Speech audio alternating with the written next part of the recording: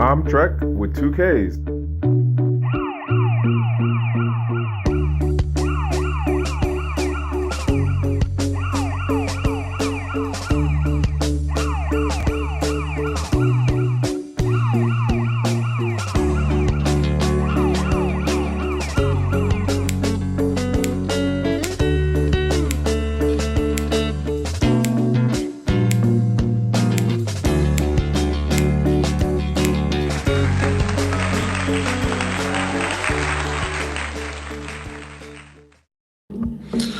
As they say, hola, hola, buenos noches, buenos tardes, GnGs. I am Trek with 2Ks, and this is Trek with 2Ks Live, brought to you here on another Monday, a Monday Eve at that. And it's a cold ass Monday over here on the East Coast. Oh man, that temperature drop was real. Just want to say what's up to everybody. I'm still over here trying to get these things in order. As you know, this is a one-person show. And yeah,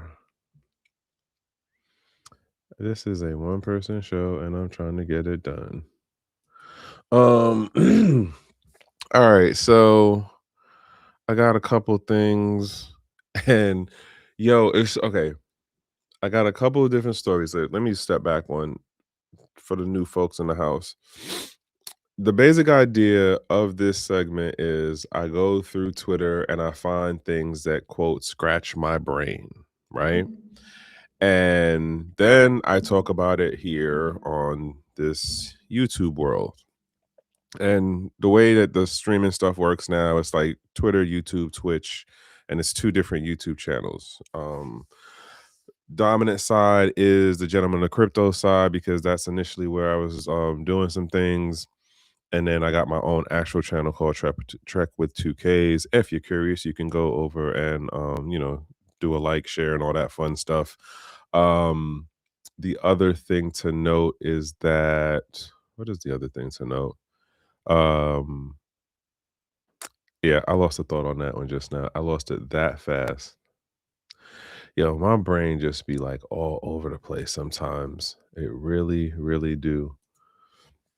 I'm trying to figure out something here that I did not notice until today that, huh, okay, I gotta figure this out on why it's doing what it's doing over on the YouTube side.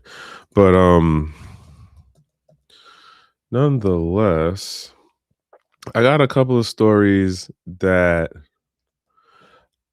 just like reinforce some of the stuff that I've been saying over the last few months. Like, no joke.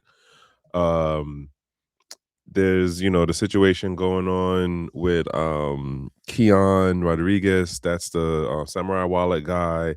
There's the stuff that's going on with the OCC. If you don't know who the OCC is, it is a entity within the US that is a part of the government agency, and they're what is it? What is it? The Office of the Comptroller of Currency, OCC, and they just apparently gave a number of financially related entities a green light on being a bank. So we're gonna get into that. It's a couple other things, and then I learned a new word today. Pano what it panopit panop panotopicon panopicon, there we go. And I learned about some new people. Well, a new person, which also ties into a name that I brought up last week, named Clifford Sommer. He was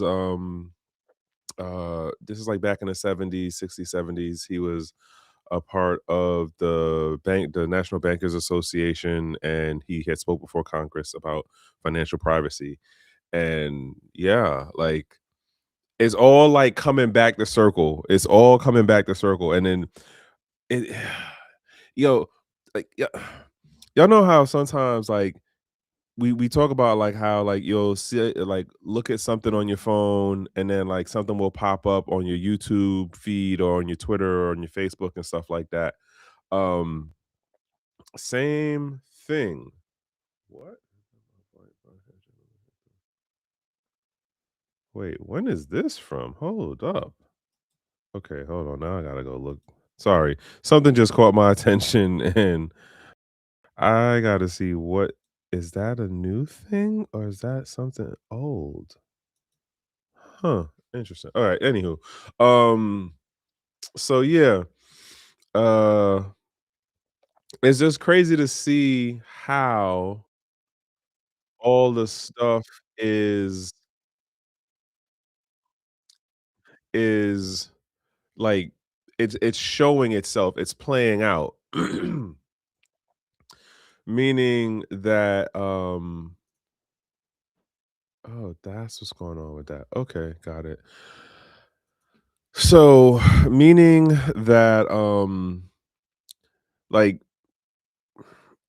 argue like you can say it's like it's just like the universe showing itself, and then there's the other part of just like if you've been in a space long enough, you'll notice trends and patterns of behavior as it relates to the entities and personalities within that space, as well as the governing bodies of that space. And lo and behold, some of the things that I've been talking about for like months, if not years, it's here. Like it's friggin' here. And it's kind of funky to see. I don't know if funky is the right word, but it is interesting to note that these things are happening and they're not playing out the way that we necessarily thought, and some things are like kind of on the money, or at least following the pattern or trend, right? No one like can call the future per se, like, hey, on Thursday it's going to be, this particular thing. But as far as this financial crypto related space goes, like there's definitely a number of things that are just really like, oh wow, like this is this is the direction that I kind of saw it going in. And some of it arguably for some people is cool and some of it arguably is not cool. This is just, where I'm at with it now. And I think it's more so of just the still kind of holding on to the old ideals and realizing that like the new stuff don't matter. Like not the new stuff, the old ideals of the use case and stuff with the technology doesn't matter to this newer generation of folks, and then it doesn't matter to the trade fi folks and the government folks, if that makes sense. Sorry, I had to wet the whistle there. And so that's kind of what I am slowly but surely like understanding more and more as we move into like this phase of the crypto space, or like um I guess arguably like just finance in general, right? The addition of cryptocurrencies um as being a recognized instrument within TradeFi, and not just like a here in the US thing, but like globally speaking, right? You have your financer, Wall Street type, Wall Street daddy folks, and governments are like, all right, like, yeah, we're gonna accept it that crypto in regards to technology is a thing, but we're not taking the use cases that y'all talked about back in the 2013, 2012, 2011. Nah, we don't care about that stuff. But you know, yeah, so let me start moving into this. Yeah, there's definitely a couple of things that I'm just like, what in the world? And I'm at, well, we'll get into it. We'll get into it. There we go. Boop, boop, boop. And then, nope, not that one. Let's see, mess that up. There we go. All right. So this is the first one we're gonna jump into. As I said, the what is it? The Office of Comptroller of Currency. This is OCC. They basically approved BitGo and Fidelity to basically become national trust banks, and this is a huge thing. As some people are being very pro and excited about this. Excuse me. Um, and I brought this up when the Genius Act came out, and just for how I was understanding the language, I don't necessarily know the intention part of it, but at least for how I was understand my takeaway from the language was like anybody within reason of anybody. So this is like people who are not people, but entities that are doing the whole process to register with the according governing bodies and doing the paperwork and paying out the processing fee and all of that. You know, they're pretty much going to get the green light to be a quote bank, right? And it doesn't matter if we're to, and when, the part that really worried me the most was it's going to be non-traditional financial institutions that also get to play in this sandbox. I don't even know if I should call it a sandbox because it's not going to be just limited to here in the US, right? It's not just a this side of the pond thing. So yeah, like it's just it's a weird thing to watch, y'all. Um, what is going later? Huh, that's so crazy. Yo, I swear to goodness, this month, the last month, we lost the creative people. It is really wild how many people passed within the last like 4 weeks. Like just today, I seen the thing about the dude. She's a bad mamma jamma. The art dude, three or two voice actor people passed. Like it's wild out here, man. It really is. What was I trying to do? There we go. Yeah. But yeah, so this situation, and I go back to what I was saying like X number of months ago. I think that this is arguably a setup, and setup is probably the wrong word. Adoption is more not adoption, absorption. There we go. Absorption. And this is going to play into something I'm gonna talk about a little bit later on called the panopticon, and how I am now getting the connection to the whole thing of surveillance capitalism.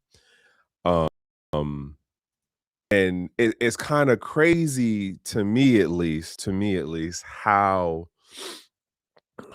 we moved into this thing of surveillance capitalism, and we had different technologies that worked for where like, all right, you didn't need to be as tightly surveilled. So case in point, cash, currency in forms of the cash itself, the fiat physical thing itself, one of the most optimal forms of privacy when it comes to like physical currency, right?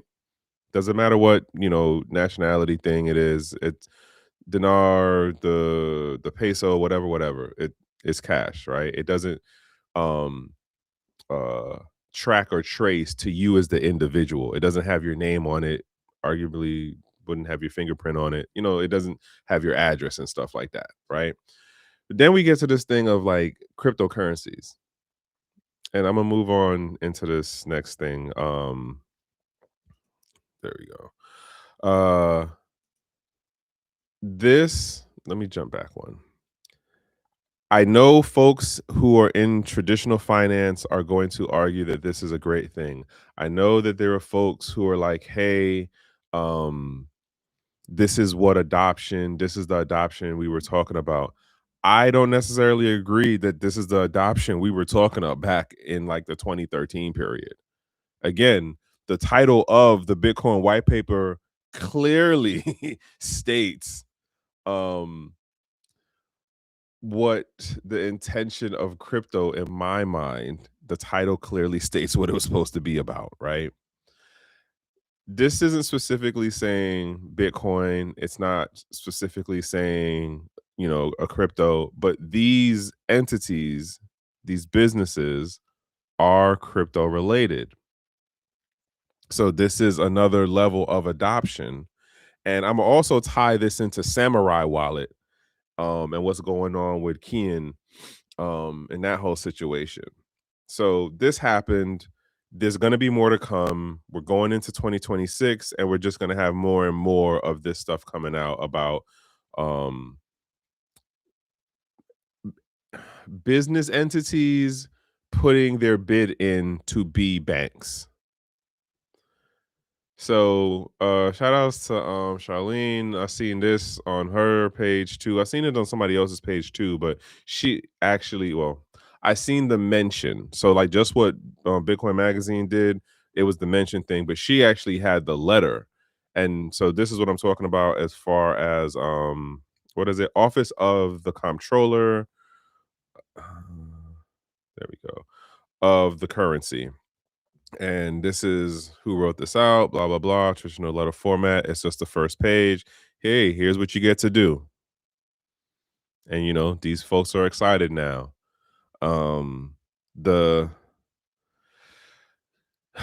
Again, I know some people are going to argue that this is a good thing.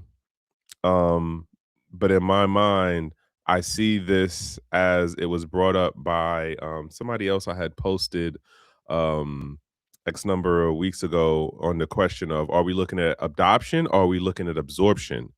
And based on something else that popped up, random, I can't even say randomly popped up in my feed today, but um something else that popped up in my feed today was a video talking about the new ways that banking institutions are creating profiles, and they're called SARS reports, which is like what is it? Oh damn. It's SARS, and there's another one. I think, what is it? It's not cars. It's something assessment report.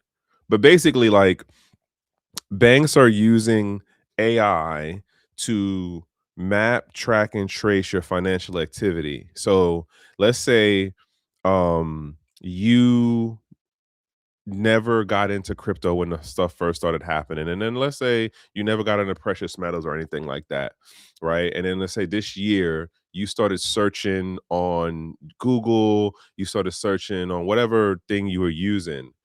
That information of your search history is then being connected with now let's say you go to the website, you make a login, and you do all of that stuff. Now it's like, oh, this person spent X amount of time on a crypto exchange. This person spent X amount of time on a precious metals trading or exchange platform. So here it is that, like, you had no previous search history of looking into crypto stuff or looking into precious metals. Now all of a sudden you did. Then there's another thing that tracks on whether, like, you went and bought like 300, or let's say of like $2,000 worth of precious metals through a wire transfer or something. Your bank is going, well, you never did business with this entity before. And on top of it, it is an indicator that you are looking to move outside of the traditional traceable finance realm. What? So basically, like, the way that the system is being developed on the back end is AI, and then these new profile patterns of where, like, there's like 3 or 4 categories. And the folks who are in the shout outs to Steven. Well, sorry, Stefan. Oh, God, why I can't remember his last name right now. My connect to the north. He's one of the finance folks that does like banks compliance and stuff like that. The way that this video argued it was, the banks are profiling or creating profiles on its users because it's like, hey, if you start messing in financial assets that are harder to track and trace, you then bring unwarranted attention from the governing bodies of the banking environment into our books. We don't want that. So if you start doing too much like Willy Wonka things, we're gonna have to close this account out, or we're just gonna have to be like, hey, like, why are you spending this money the way you spending it? What you doing? If you don't answer, even though there is no law that says you have to answer, and if you're not under an criminal investigation, you don't have to answer. I should add, this is not legal advice of any type. I'm not telling you what to do if you do have this situation. The bank has the right to be like, all right, well, we're just gonna close your account out. And then you get put on this list. So if the bank closes your account out in relation to like these SAR reports, and I forget what the other report is, you then get put on a list. So when you go to the other bank to try to open up account, they could see that bank A had closed your account and why they closed the account. But you don't get to know any of that the other banks see it. So it's just like this whole back end thing of there is a level of surveillance that's happened, which goes into the thing that I was talking about last week with the dude, um, Clifford Somer, who did the testimony to Congress. I forgot what the committee specifically was on, but it was in order to do the Bank Secrecy Act, which basically said banks, it de facto, it makes banks act like a arm of law enforcement in regards to tracking and tracing your financial activities. And then if you do certain things that like are on the checklist, they report you to the law enforcement. So that's like the predecessor, the pioneer to where we are today, with how banks are now like, whoa, oh, you did, $10,000, boop, report, boop, your account is flagged. And then there's a whole thing of like, what is it? Patterns of behavior. So let's say you had like 8 years of where you were buying, gold, and one year, like you just did, like, let's say you were doing like $100 a month, right?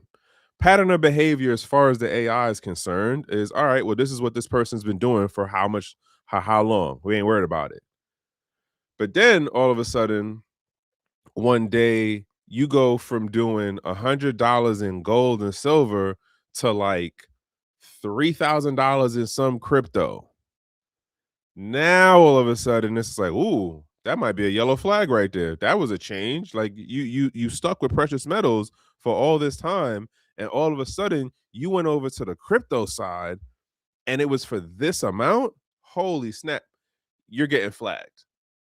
Like, and so this goes into the thing that I was talking about, where I had mentioned about the Panopticon. All right, so like, how do I explain the Panopticon thing? By the way, shout outs to Alexander Greavy. I might be saying that wrong. I might not be saying that wrong. But yeah, he had a couple of like, the folks that I follow who are following him. It seemingly he does post some things that scratch my brain and catch my attention, right? So this one in particular, and I'm gonna get to the Panopticon thing. Don't worry, I didn't forget about it. Not to be outdone, couldn't agree more with SEC Paul Atkins. I I don't know how to take Paul Atkins right now, in that he says things that sound very um pro innovative, pro forward thinking, pro like financial inclusion, or like financial that sound kind of privacy-ish. Case in point, this. And this was taken from him, and I don't know what he said it in, but So let's get into it. Indeed, if the instinct of the government is to treat every wallet like a broker, every piece of software as an exchange, every transaction as a reportable event, and every protocol as a convenient surveillance node, then the government will transform this ecosystem into a financial panopticon. There we go. Panopticon. Yeah, panopticon. This is what got me going a little bit down the rabbit hole in relation to this word panopticon because I had no idea what that was. And man, like so sometimes I be kind of amazed with like Twitter and how it could take me down a rabbit hole on some things to learn new things, right? And case in point with this. So panopticon is a prison design, right? And it was created by some English philosopher dude named Jeremy Bentham. And so his basic idea was like, listen, we need to make the layout and the design of the prison work in where the prisoners believe they are always under surveillance. And the way it basically is designed is as it's this circular setup where you have the watcher in the center, and then you have all the prisoners in a circular design, like a wheel. Think of a spokes wheel where you have the spoke in the middle, and then the rim is around, circled around the center of the spoke. That would be where all of the prisoners are. So you have how many floors, which makes how many layers, whatever. Um, what I'm saying. All right, I'm gonna come back to what you just said. Um, and so with that, the idea is that the watcher, the guard, can look in any direction and look at the prisoner, right?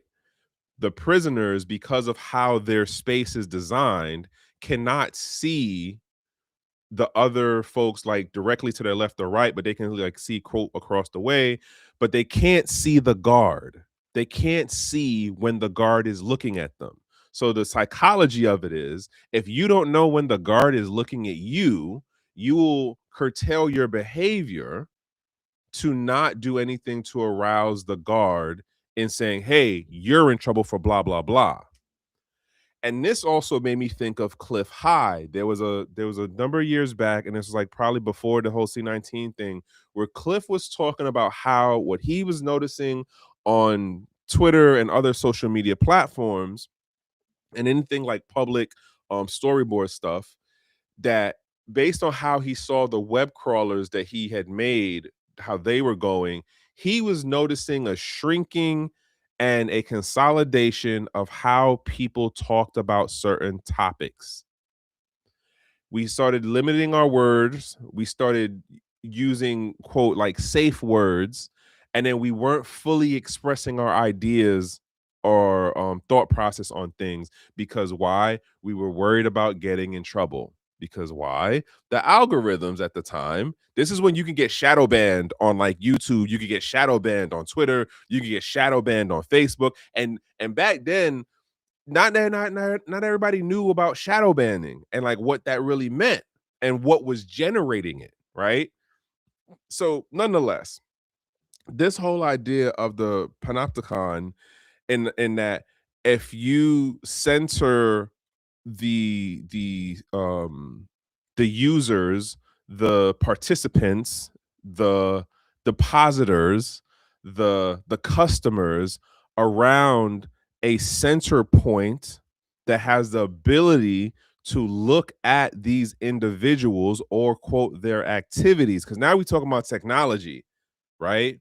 Now we're talking about the whole, well, how does the banking system or any of the things used to track and trace individuals or entities, because businesses do bad things too, um in that the, how am I saying this, in terms of visually what it looks like, it reminds me of stuff like Ghost in a Shell, where you would have like the AI at the center, and like it's not really a quote center, but in terms of in a virtual space, like it's a bubble of like the up, down, left, right.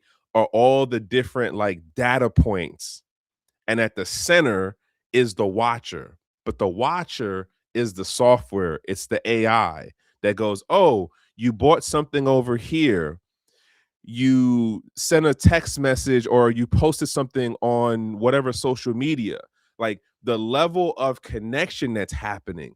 And oh my God, bet another example of how this is playing out in front of us. It's not like this is a down the road thing. This is not a down the road thing. This is not 2050. This is now, right? If you talk to any finance compliance folks, they can tell you, hey, what's cracking, man? They can tell you like this is now and how this is playing out. But where was I going just now? Damn it, I just had the thought and then I lost it. The point being is the panopticon is being implemented now using AI, right?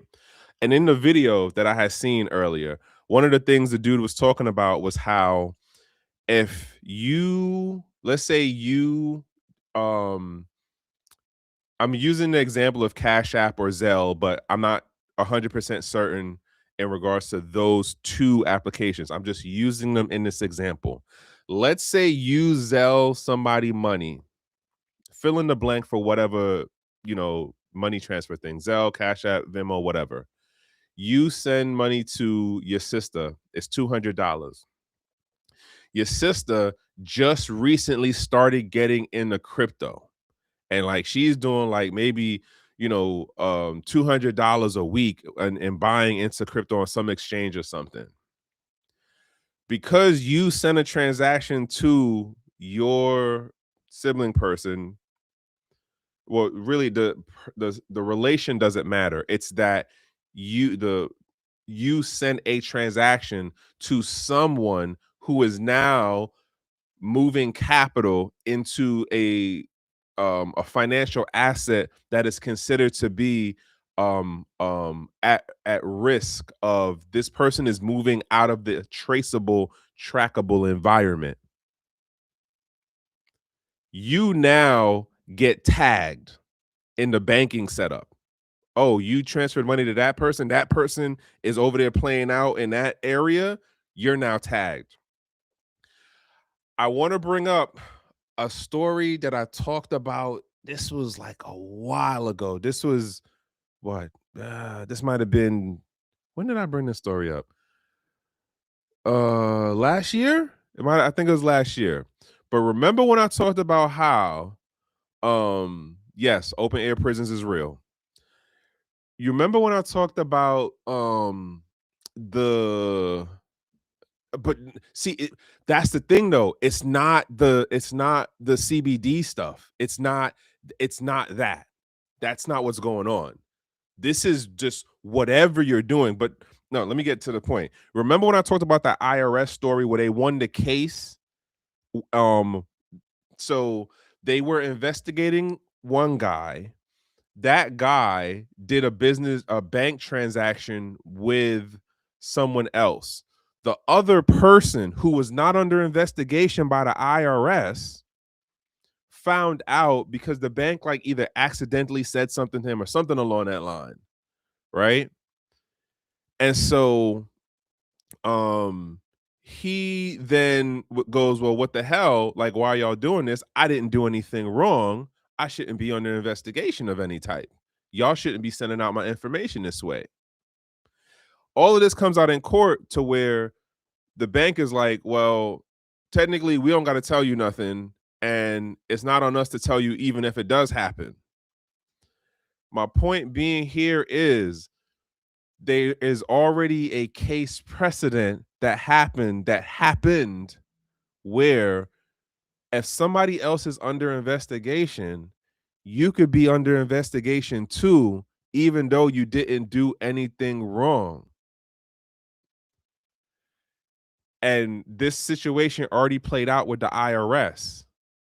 The banks, again, are already playing their part within this ecosystem that in effect, we are in the Panopticon, like, because at the end of the day, um, for how everything is working within like our tier of the world, right? First tier, first world problems, first tier issues as far as the financial stuff. Everything is tracked and traced.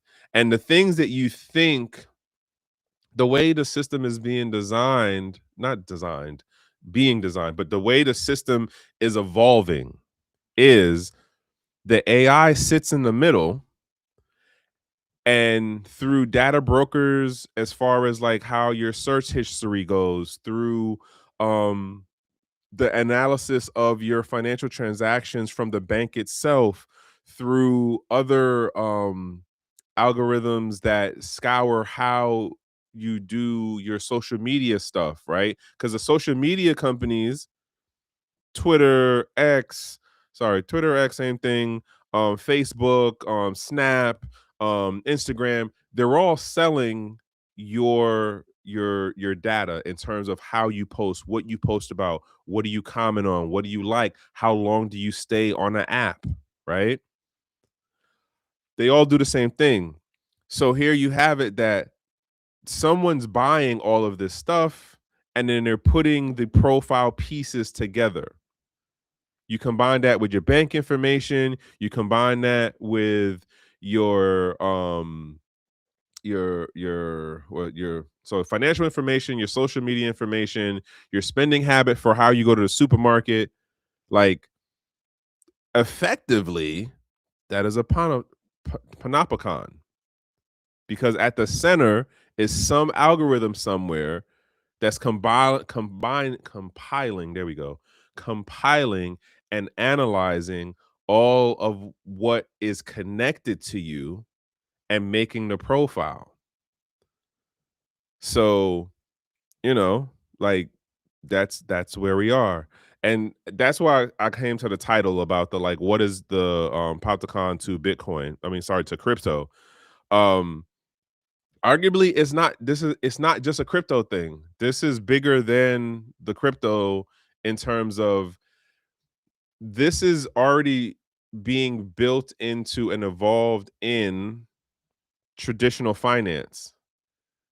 Crypto is just adding in another like data source, another data point.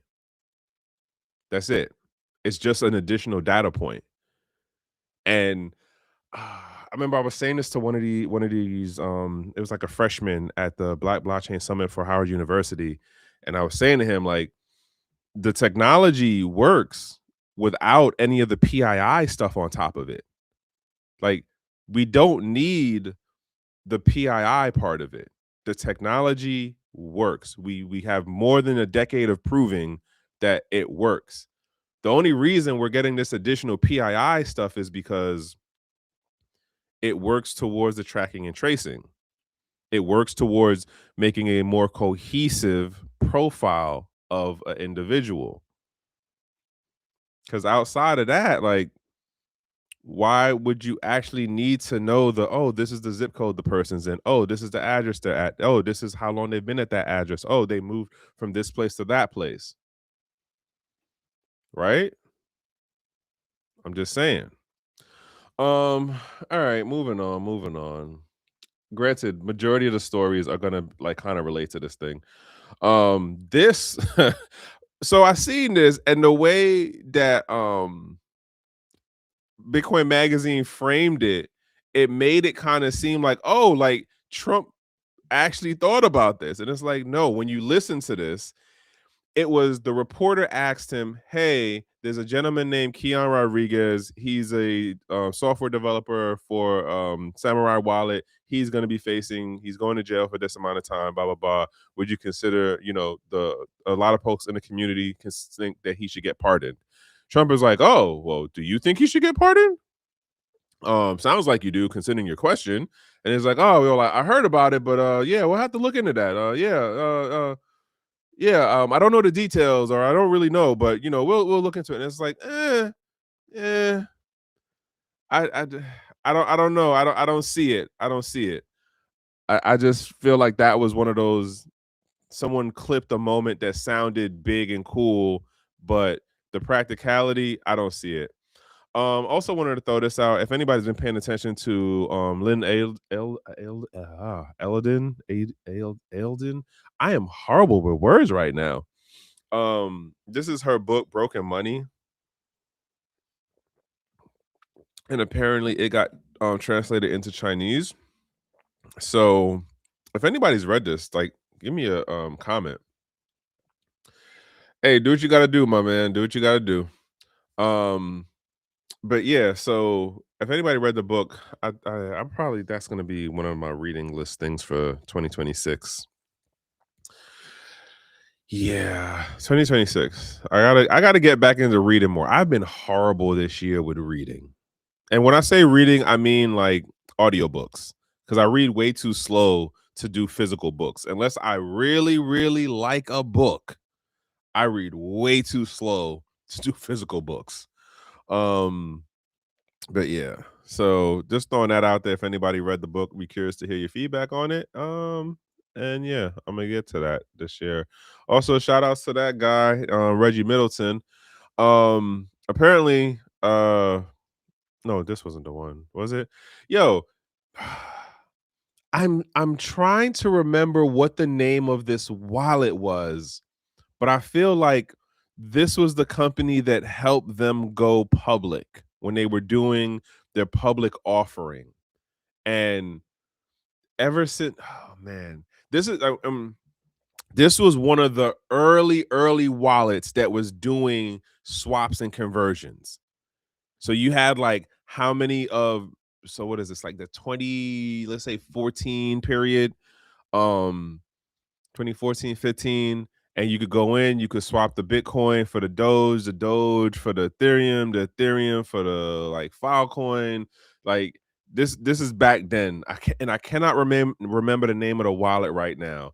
But when I seen this, the name popped into my brain, but I don't remember if it's done specifically.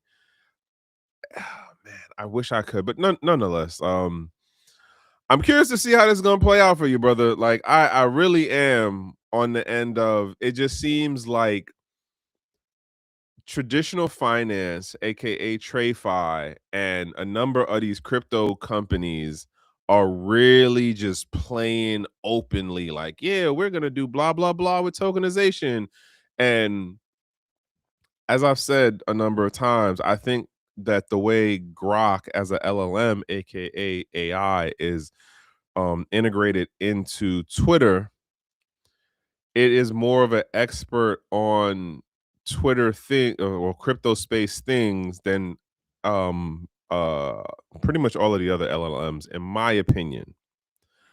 Granted, that doesn't mean I'm saying trust everything that comes out of Grok. You definitely have to do some phrasing and re-questioning when you use Grok or any of the LLMs.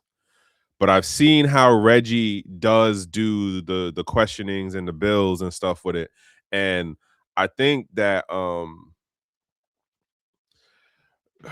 arguably Grok is kind of validating some of the things that Reggie makes as his stance about how his patent holds up in the space. But I guess time will tell how it plays out. There's another video of what's his name, Paul Atkins. He says something, and Reggie showed the video. Like he did the clip of the video where he's like, "Yeah, tokenization is innovation, and the SEC is all about innovation." I said, "Yo, stop the cap, my guy. Stop the cap. The SEC is about throttling innovation because you cannot have the everyday person or even like really creative innovative businesses moving at a faster pace in the industry in this case it's within the financial realm than the government is able to regulate. So in my mind it's just like, bro, what are you talking about? Like that doesn't even make sense for how y'all work. That doesn't, and beyond Gary Gensler, like beyond him, it is just does not make sense as that's how that the SEC is about innovation and being able, no, it's about making everything on average. That's it. In my mind. There's definitely people who would argue different, right? Other thing to note, this one caught my attention because what's the name of it? The So NASDAQ prepares filing to extend stock trading hours to 23 hours on weekdays. This is another example, as for the trend and the indicator, that financial institutions, TradeFi, is looking to adopt things that they saw validated as working in the crypto space.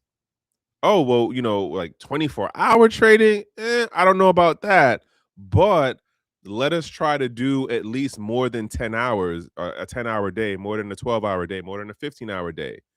Like, uh, d- I don't think y'all understand the madness that is about to come down the pike if they get this, especially when you put in the auto trading that goes on the Wall Street side, let alone what's going on over here on the crypto side, and you start getting into futures and the paper markets. And yo, today I learned a phrase called this is me being late. This is me being late. Don't judge me. You can smudge me, but don't judge me too hard. What is it called? Perp a perp dex, which is short for perpetual dex, which really means future decentralized exchange. And it was a post that I seen with Aster, and apparently they're doing something that I can't remember right now off head, but nonetheless, I I was what was it? No, that's what it was. They're apparently they're implementing a blind, not blind, they're calling it a privacy mode, but it's like basically, when you make your call, there's no public call book, so you can do it in private. So the idea is that no one is supposed to be able to front run you as far as on the outside, as far as another user. It doesn't, in my mind, on the technical side of it, it doesn't mean that the company can't front run you, which in X number of the cases, at least for those of us who've been around in the space for a while, we understand that the exchanges, whether they are a centralized exchange or a decentralized exchange, usually do some level of front running. That's just how this animal has evolved, right? But nonetheless, I learned today about perp dex, and I said this sounds weird, and apparently it has all of the not all, but it has the major key connected points or blockchains is like Solana, Ethereum, and a couple of other ones. And I was like, well, once you said Solana, you lost me. But that's just me, though. That's just me. I have not played in that space in a good while, and I imagine if I try to do something now, I would be flagged all over the place because it was like, whoa, where'd you come from? Your accounts have been dormant for like how long? Ooh, that's another story I'm about to jump into. But anywho, yeah, Nasdaq is trying to move to 23 hours, which means like the Asian market space will be able to connect in easier or do activities within the Western markets, because now you're talking about 24 hours. That's wow.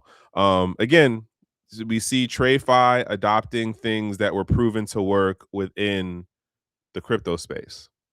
24-hour markets, which is also like, well, how long do you think it'll be then before we get to 24-hour markets?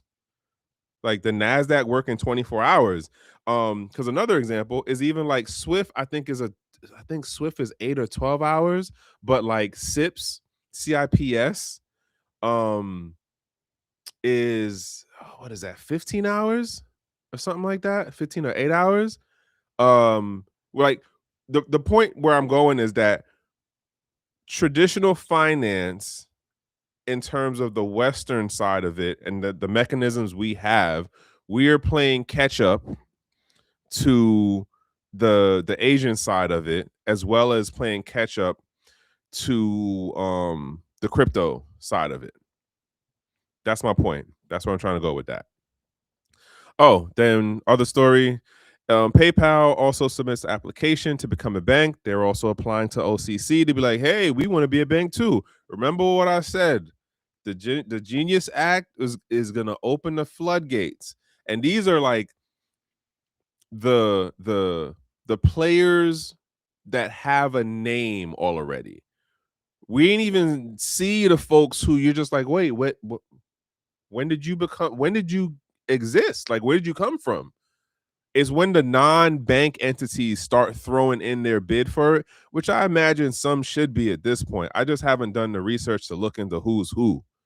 But I imagine there are definitely non-bank, non-financial, that's the word I'm really trying to put together. Non-financial entities are putting in their application to be a bank. And we just added into our own we are adding, we're building our own mayhem. That's what I'm trying to say. We are building our own mayhem. So shout out to Molly White. I seen this one. So it says there must be a name for using early investors' money to pay off newer investors. So basically, Robin Finance suffers a 2.7 million exploit, plans to use dormant user funds to repay active users. So here's why this caught my attention, aka scratched my brain. Okay. Those of us who've been in this space pre 2017, I want you to think back. What's going on? Courtney Johnson. Hey, I want you to think back, if you were here before 2017, on how many different exchanges you were on back then. If you was around 2013, 2012, it was madness. It was the Wild West, as they say, right? But think about how many different wallets you've had over the years. Think about how many different exchanges you've been on. Think about how many different type of projects you try to, oh, this is going to be the one, or oh, this makes sense. That capital, and I know this for myself in particular, that there's a number of exchanges that I've been on that I haven't touched in years. And if I go back and like, all right, let me see what the dust was when I left it, right? This. So my point of where I'm going with this is, and I'm looking at all of these exchanges out here, KuCoin, what's the other one? It was KuCoin, OKX, DYD, all of the joints that was like pre 2017. Oh, and then even think about the DEXs and the decentralized exchanges. Everything that was pre 2016, 16 and back. How many of those platforms at the time when you left them, stopped messing with them, forgot about them, didn't trust them no more, whatever, that dust, those dormant accounts, those dormant smart contracts, if you were yield farming and stuff like that, these accounts are eventually going to get used for something, because the value in them is there. And this is no price talk. Remember, I'm not a financial advisor. I'm not a CPA. Shout out to my guy, CJ the Smart Guy. He is my CPA. If you are in this American jurisdiction, I constantly say cross your T's and dot your I's. But considering, what is it? Bitcoin is someplace, I know it's someplace low right now, like compared to where it was like 6 weeks ago or something like that, right? I don't know what the hard number is, because I've been telling y'all I just stopped paying attention to shit, right? But I know that at some point it's supposed to go back up. And everybody's waiting for to go back up, because the logic is, what is it? High tide lifts all boats. So we go back up. We have all of this adoption that we see going on in terms, well, not adoption. Sorry, it's the other A. It's absorption. We have all of this absorption going on in the crypto space, and we see what's going on with Bitcoin in particular and how this adoption is working. And I'm going to have a close up wrap that I'm gonna take this as my takeaway because it came to me while I was like digging down the rabbit hole for um the Panopticon thing. And then there's a name I forgot to mention in that, and it's Michel Foucault. Yo, French is really funny how like they'll put certain vowels and consonants together, but like it's totally not how you pronounce it. But I'll get into that in a minute. So nonetheless, you have it that like these accounts that are dormant, and I don't know exactly how new or old Robin Finance is, and I'm gonna lump them more with traditional finance side, but I can see more financial institutions doing this. And then oh god, there was something that just came out the other day about credit unions, and I can't remember it specifically, but credit unions are about to do a switch up on the public. And oh, I wish I could remember this right now, but I so cannot remember the exact detail of what it was. Something came out that is going to change how credit unions go move going forward. And it's going to come to me at some point, hopefully before I close this out. But nonetheless, I think that we're going to see more financial institutions play this game of we're going to take the dormant account capital. If it's on the crypto side, all right, we'll transfer it out, we'll exchange it so that it could be in a more usable medium, not medium, but like currency type, and then we'll do what we need to do. Because like just think about this. I know for me, I've been in long enough to see how many people come in crypto and leave crypto. Same thing in regards to traditional banking stuff. Like how many people, and granted, it doesn't happen at the same rate or it's not at the same scale, but like how many people had a bank account? Well, if you're in America, it's in particular the US, it's not a common thing for Americans to have more than one bank account. This is a relatively new thing that is sort of growing some legs, but it's relatively new. Versus if you were in Latin America, if you were in Africa, if you were in Europe and stuff like that, certain parts, I think I would argue probably more east over west, but it's a relatively new thing for you to talk to Americans and be like, oh yeah, I also bank with such and such, or I have an account with this, and this. Our pattern of behavior was a little different in comparison to other places.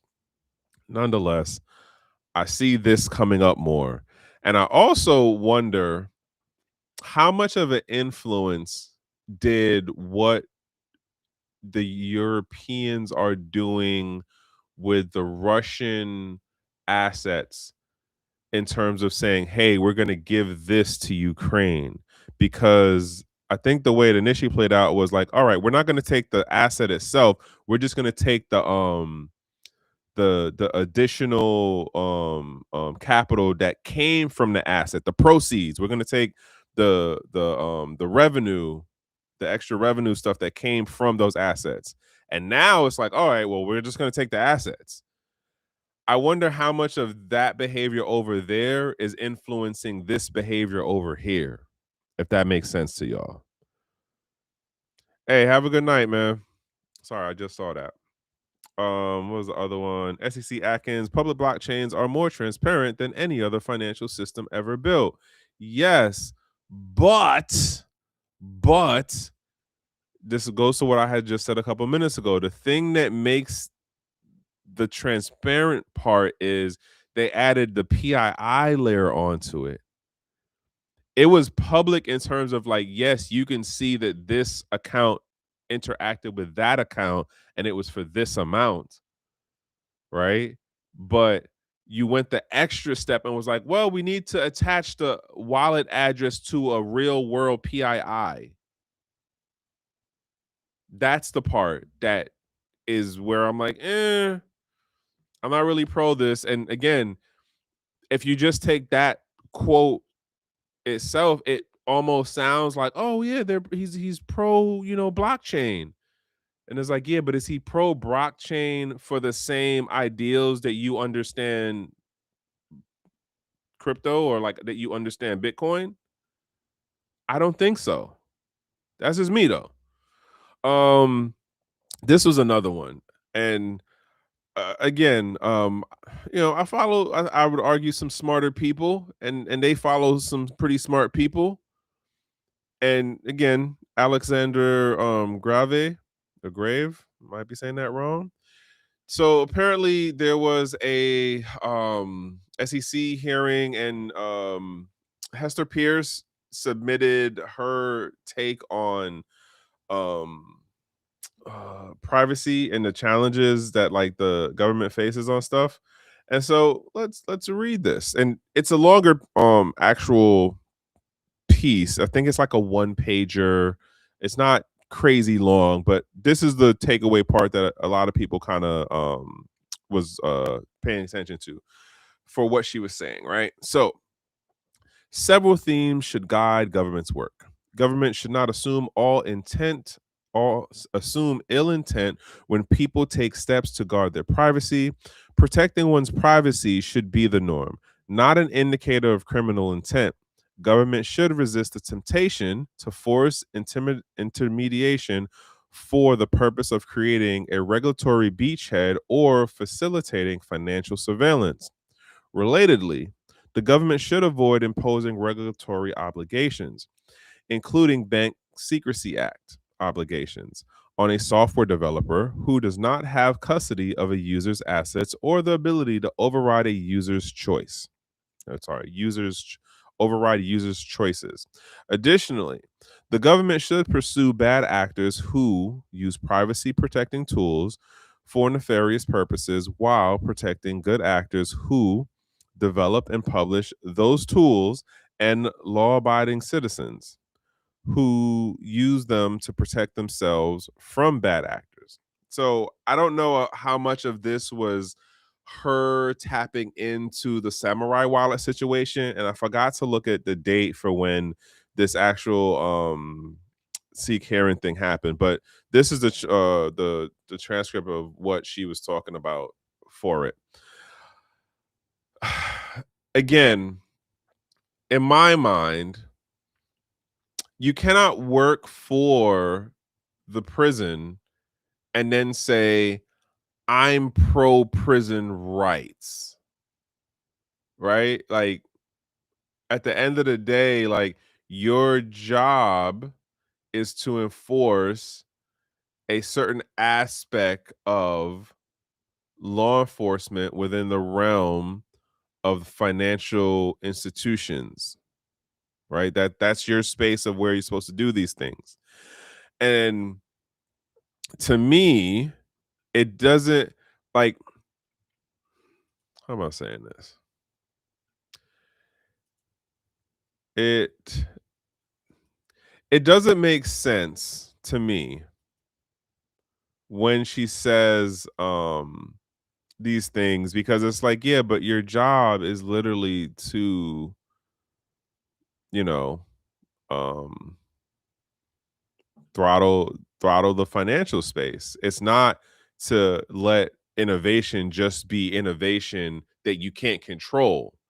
It's innovation within certain controls.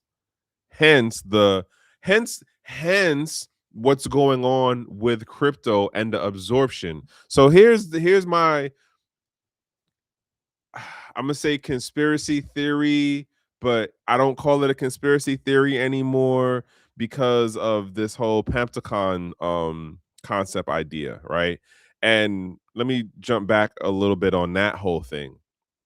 So you have the guy Jeremy Bethlehem, who is the British philosopher dude who comes up with the design concept of the prison.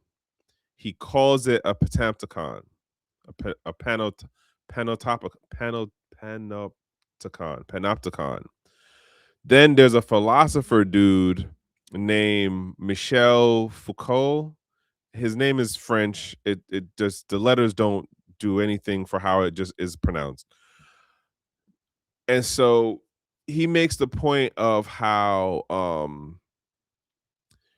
the psychology behind it is that you get it to a point where people don't where the prisoners in the case of the jail um look to keep themselves in proper or appropriate behavior in order to not arouse the guard, the watcher at the center of the jail, right?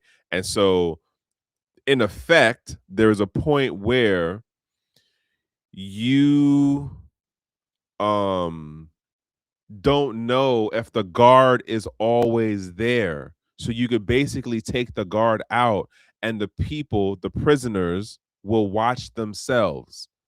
They will keep within the appropriate behavioral pattern because they don't know if the guard is looking at them. That's how the dude Michelle breaks down like the psychology of it. And when you put that in terms of now we're in the 21st century, now we add in the AI stuff. We see what happened during the whole crypto choke point 2.0 thing under the Biden administration. We seen what Gary Gensler did as the head of the SEC, where the actions and like, oh my God, like, and folks think the actions today was bad. It was even crazier back in 2012.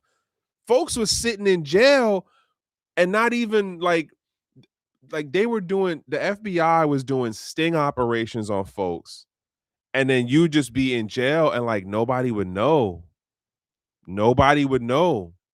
They were turning people's lives, and I'm not saying they weren't doing crazy, they're not doing craziness things now, but like what they were doing back in the day before the social media thing was what it was today, you could have been gone for 2 months, and then when they finally let you out, like you come back to quote, life, and financially you're just screwed.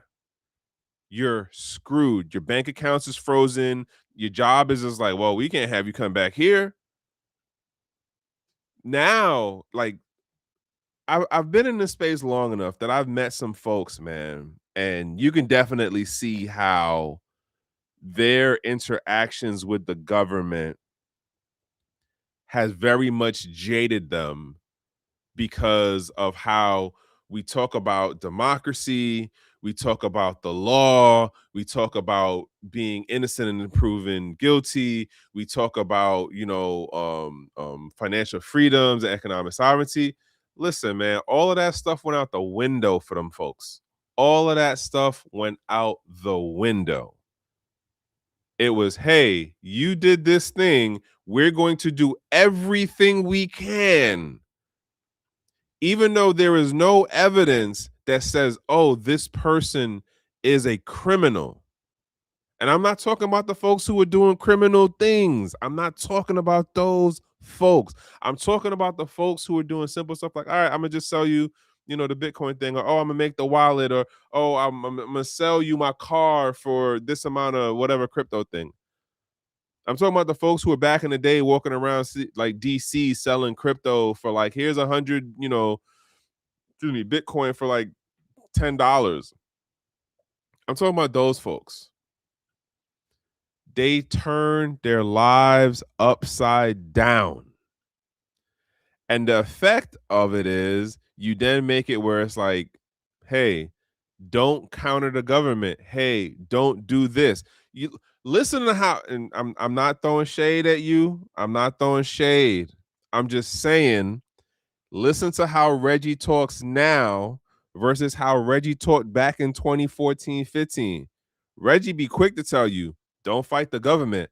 I don't want that smoke. But you look at what they did in effect, and is just to the point of the panopticon of you do enough things within the environment to get the prisoners, the customers, the depositors, the users to curtail their own behavior. And that's kind of what we have going on right now. We see it in social media. Don't talk about this. Don't use these words. Don't touch this topic. Don't say this person's name. Don't say that country's name. Like the shadow banding stuff is real. And the way that the AI stuff works out now on the back end for like YouTube is wild, yo. It's wild. Like, so you take the way the AI is working out on the YouTube side, you take the way the AI is working out on the social media side, you take the way the AI is working out in the financial institutions. Like, e- explain to me how it is not a panopticon. It it it is it is the AI panopticon. That's what I'm going with. It is an AI panopticon. And this thing that we see going on with how crypto is being absorbed into traditional finance, I'm going to throw this out as my theory, like conspiracy theory thing, in that there was already the part of where if you touched fiat, I forgot the name of the SC code thing when it comes to like what messed up a lot of people, and they use it in like the whole drug RICO thing. It's when you touch the fiat that you get messed up. That's when the federal government's like, boop, he did it, bam, we got him. Right? It's when you touch the fiat.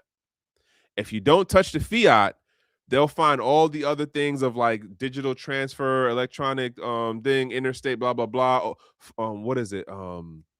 Like it's phone lines. Like it's based on some basic back in the day thing of like like wire transfers. That's what it is. Wire transfers, and how like the federal government owns the phone lines and some other stuff, right? So you have it that in the beginning, what they were getting people on was like some of the early foundation stuff. So you're talking about you touch the fiat, which is the domain of that country, right? That nation state. Or you touch some part of the infrastructure. Well, you touch the telephone somehow. That's FCC control. Now, what I would argue is going on is the way this adoption is working out. Sorry, I keep saying adoption. It's absorption.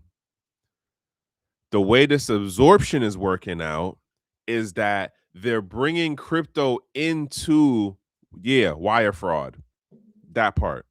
The way that this absorption is working is that they're bringing crypto in under X amount of the traditional gate guard agencies, departments, entities. So you got the OCC, you got the FinCEN, you have the SEC, you have the IRS, you have there's a bankers thing that I can't remember the name of. There's a couple of different agencies and federal type departments that they have their arm of law enforcement to it, where it's just like, oh, well, if you do something that touches this, we get to say something, right? So that's the absorption part. So now you get into like what's going on with Samurai Wallet, what's going on with Tornado Cash. You're messing in something that is now more and more being absorbed into TradeFi, and TradeFi has its traditional gate guards. When you was out there outside of in the borderlands, the wild wild west, TradeFi ain't care about you. The gate guards couldn't do anything to really mess with you because too much of the infrastructure and the major entities in the space were on the outskirts. Now that you have the centralized exchanges, Coinbase, Polygon, all of the other stuff. Now that you have Ripple and even X amount of these so-called decentralized exchanges going, all right, well, we want to move into the wall. We want to move behind the wall. We want to be in the TradeFi space. What happened?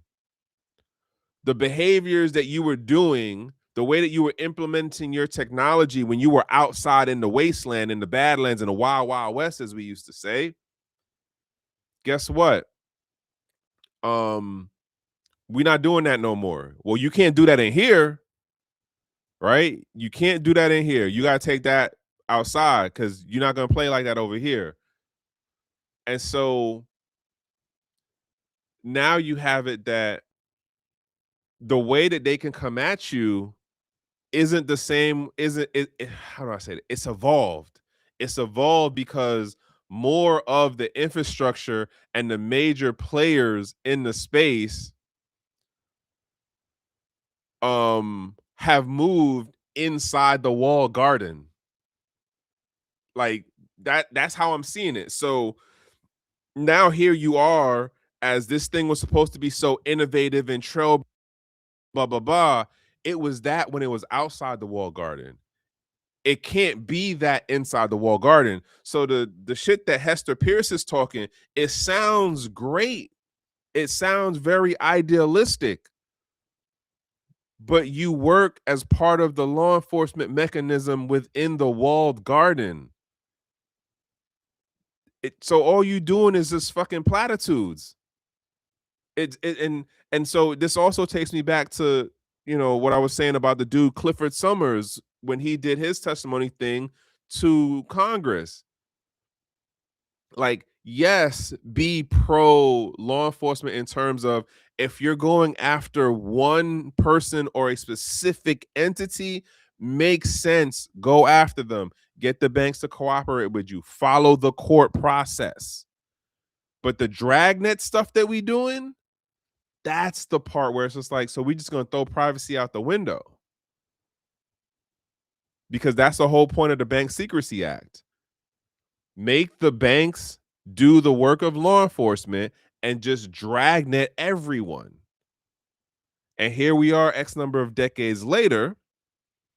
And at least for how I'm understanding this and putting this together right now, crypto as a new financial asset, even though the technology can work without being inside the wall garden, is being absorbed into the wall garden. So when folks do violate in terms of creating privacy technologies or creating other types of technologies that allow for more economic sovereignty or other like financial freedoms that move around the gate guards, well, now you messed up because you crossed, you stepped on the toes, and there's a governing body that can be like, oh well, that's our lane, we got to touch you now, we got to send you to jail, we got to find you, we got to put you out of business.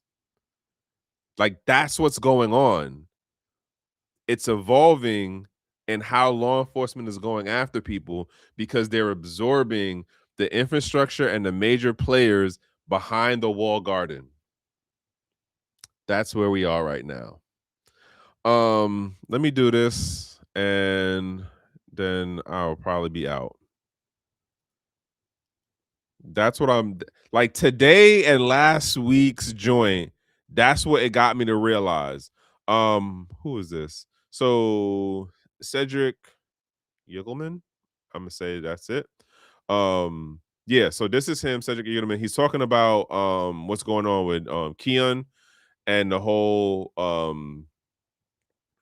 what the government is doing. And again, like I feel like last week's episode and this week's episode just did like a reinforcement of what I was thinking over this like last month and change since that initial post from the Gonzalez Twitter account about the absorption. Like when you look at it, it's being absorbed, and it's being absorbed so that it can better regulate the crypto space.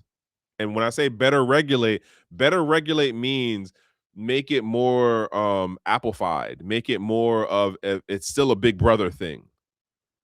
So all of these folks out here talking about like, oh yeah, privacy pro, and Paul Atkins is really this about crypto, and Hester Pierce, nah, bruh, no. I call cap on all of it. All of it. They're not. it just doesn't make sense. You're literally talking against the nature of what the institution is that you work in, and it is a law enforcement element. That's my thought process. That's how it sits in my brain, in my mind. That's what I got. So yeah. So what was it?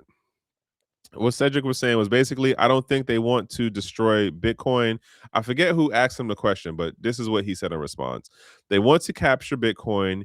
You can't have freedom money without privacy. So if you don't have the builders building privacy tools, it will become a surveillance panopticon, and in some ways it already is.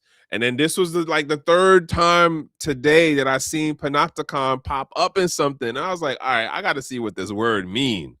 And that took me down a YouTube rabbit hole. But that's my point though. Like, they're going after it in a different way. So like, if you're a coder now, because the infrastructure and the companies are behind the walled garden, oh, whoa, why are you writing that kind of code? What's wrong with you? You know, privacy, no, that's not how you're supposed to do it. And then we've already been on this more than a 10-year thing of how like privacy has been demonized for more than a decade now.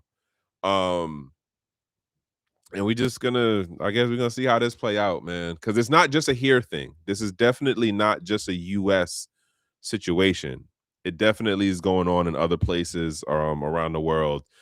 Um and yeah, that's just where we are right now. But all right, I'm gonna get out of here. I appreciate the folks for tapping in. Common sense dog advice.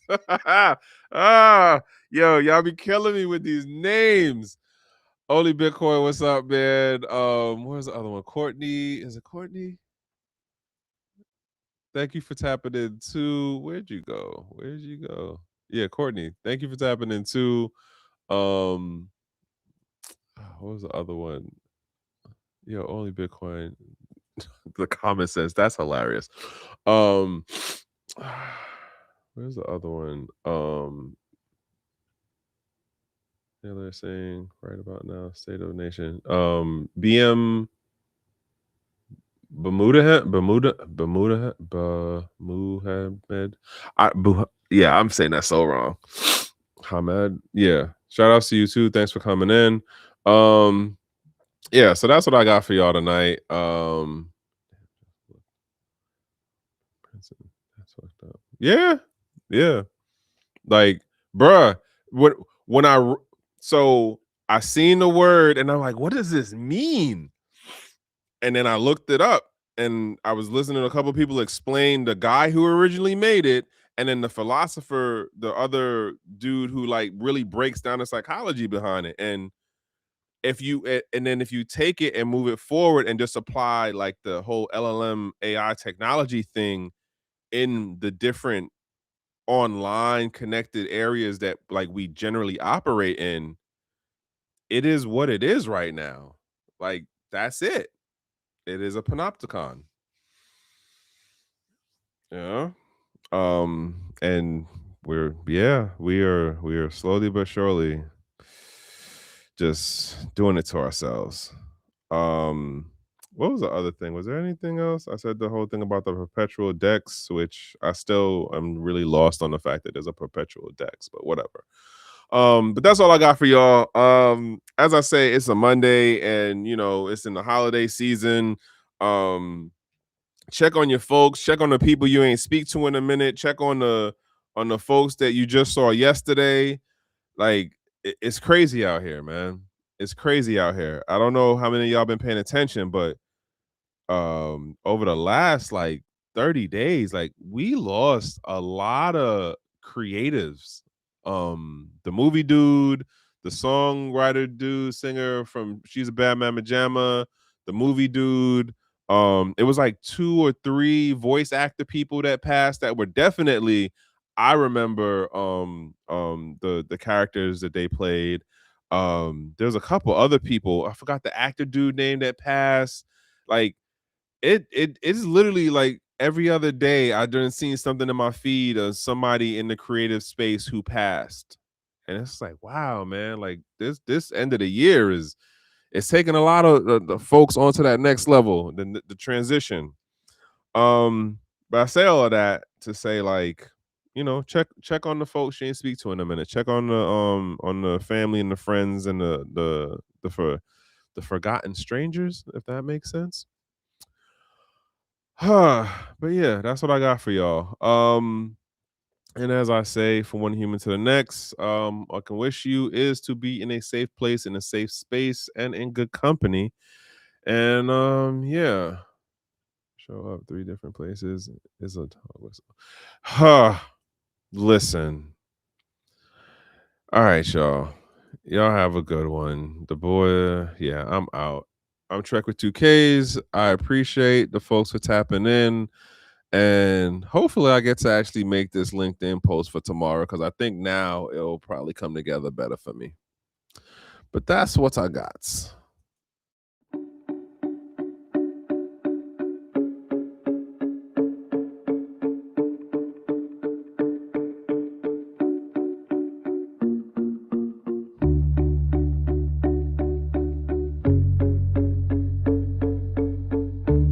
I'm Trek with 2Ks.